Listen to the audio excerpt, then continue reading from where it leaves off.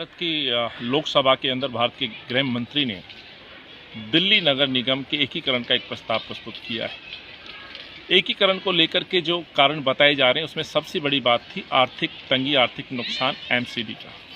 सवाल ये उठता है जब इस मसौदे पर हम नज़र डालते हैं, इस बिल के ऊपर नज़र डालते हैं, तो कहीं पे भी इस आर्थिक नुकसान की भरपाई करते हुए सरकार नहीं दिख रही है। यह नहीं बताया जा रहा है कि एमसीडी यदि नुकसान में होगी तो उसकी पूर्ति कैसे होगी। वर्तमान में यदि हम खर्चे और इनकम को जोड़ें एमसीडी के, तो उसके बावजूद भी मैक्सिमम जो कॉरपोरेशन के खर्चे हैं उसमें से 70% की ही हम ये कह सकते हैं कि 70% ही उसका रेवेन्यू जनरेट कर पा रहा है, यानी कि 30% रेवेन्यू अभी भी शॉर्ट रहेगा।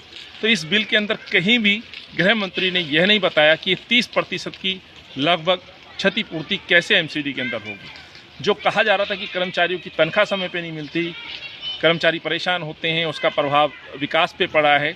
मान लीजिए कर्मचारियों को सैलरी मिल भी गई समय पे, जो कि अभी होगा भी नहीं। मान लीजिए यदि सैलरी मिल भी गई तो प्रश्न ये उठता है कि एमसीडी के अंतर्गत होने वाले जो प्रोजेक्ट्स हैं, सड़कें हैं, पार्कों का निर्माण है, फ्लाईओवर हम कह सकते हैं, स्कूल, अस्पताल हम कह सकते हैं, उन विकास के लिए पैसा कहाँ से आएगा।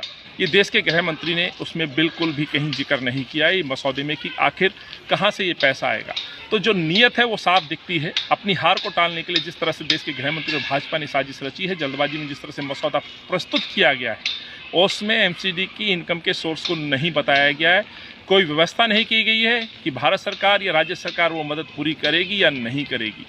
प्रश्न ये उठता है कि जो लगभग 13,000 बेल आउट पैकेज की हम मांग कर रहे हैं, जो अभी तक एमसीडी लॉस में, उसकी क्षतिपूर्ति कैसे होगी, उस पर भी कुछ नहीं बताया गया। तो यहाँ जहाँ भाजपा की नीयत ठीक नहीं है, वहाँ मैं आम आदमी पार्टी से भी कहना चाहता हूँ। कल मैंने उनका भाषण सुना विधानसभा के अंदर, कहीं अरविंद केजरीवाल ने कहीं भी एकीकरण के खिलाफ एक शब्द नहीं बोला। क्यों अरविंद केजरीवाल ने दिल्ली विधानसभा सत्र के अंदर ये प्रस्ताव पास करके क्यों देश के गृह मंत्री पार्लियामेंट में नहीं भेजा? तो प्रश्न मैं अरविंद से ही पूछना चाहता हूँ, केवल राजनीति करेंगे, बयानबाजी करेंगे, या राज्यसभा के अंदर आपके सांसद उस बिल के समर्थन में खड़े होंगे या विरोध में खड़े होंगे, या केवल एक ट्वीट करके मात्र विरोध दर्ज कर देंगे? क्या अमित शाह और भाजपा से इतने डरते हैं अरविंद केजरीवाल की दिल्ली को बचाने के लिए आज दिल्ली का जो एकीकरण का बिल प्रस्तुत किया गया है, जो केवल और केवल जनता को परेशान करने वाला बिल होगा? जिस सोच के साथ कांग्रेस ने ये बिल बनाया था, शीला जी ने और कांग्रेस ने बिल बनाया था, 3 कॉरपोरेशन का उद्देश्य था लोगों को बेहतर प्रशासन देना, कर्मचारियों को, अधिकारियों को और नेताओं को जनता के बीच पहुंचाना।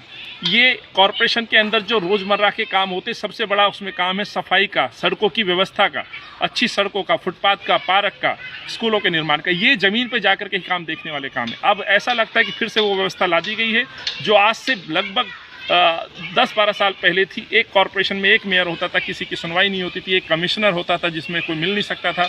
आम जनता तो छोड़िए, नेता लोग नहीं मिल सकते थे। फिर से वही इस शहर को वापस ले जाना, मैं समझता हूँ ये उचित नहीं है। ये दिल्ली के लिए बहुत ही आगे, दिल्ली के लोगों के लिए परेशानी का सबब बनने वाला है ये बिल। तो कांग्रेस की सोच को आप पलट सकते हैं, कांग्रेस के कामों को पलट सकते हैं, लेकिन इस शहर को वापस कहाँ लेके जा रहे हैं, ये बड़ा प्रश्न है। तो इस 3 बिल के साथ मुझे नहीं लगता इस शहर को कुछ मिलने वाला है। अपनी केवल चुनावी हार जीत के मद्देनज़र बिल को जल्दबाजी में प्रस्तुत करना और शहर को ये मैसेज देना कि इस शहर के अंदर उन्नति होगी, इस बिल के अंदर कुछ ऐसा नहीं दिखाई दे जिससे मैं कह सकता हूं कि एमसीडी की आर्थिक स्थिति ठीक होगी, एमसीडी के कर्मचारी या एमसीडी के अंतर्गत होने वाले विकासों में गति आएगी। इसका कहीं पे भी इस मसौदे में जिक्र नहीं है।